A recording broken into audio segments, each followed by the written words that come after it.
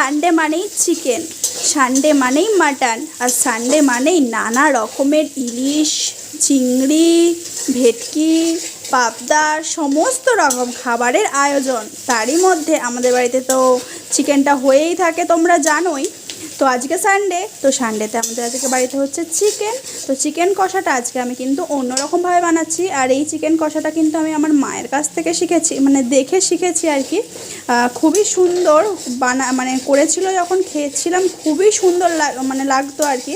তো তাই জন্য দেখো, এই দেখো মা আমার কীভাবে বানাতো তোমাদের সাথে একটুখানি শেয়ার করি।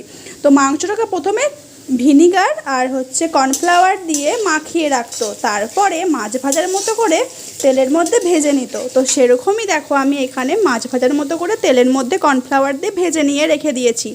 সঙ্গে করেছি আলু একটুখানি ভেজে নিয়েছি, এখানে টমেটো, কাঁচা লঙ্কা, আর এখানে আছে আদা রসুনের বাটা। আর আমার কিন্তু সমস্তটা এই যে শিলনোড়া, সেই ছোট্ট শিলনোড়াটাদের মধ্যে আমি বেটে নিই।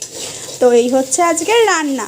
তো এখানে দেখো আমি কড়াইয়ের মধ্যে তেল দিয়ে শুকনো লঙ্কা, তেজপাতা দিয়ে আর হচ্ছে পেঁয়াজটা দিয়ে ভালো করে ভেজে নিচ্ছি, মানে পুরো সুন্দর করে নেড়ে নেড়ে একদম ভেজে নিচ্ছি। আর এর মধ্যে আমি একটুখানি চিনিও অ্যাড করেছি যাতে একটু কালারটা ভালো আসে।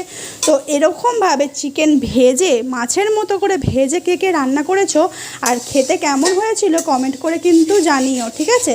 আমি কিন্তু খুব ভালো খাই, এই যে ভেজে করলে না খুব ভালো লাগে আমার খেতে। তো বেশ, ওই সব সময় তো আর একরকমভাবে সে কষা বানিয়ে খেতে ভালো লাগে না।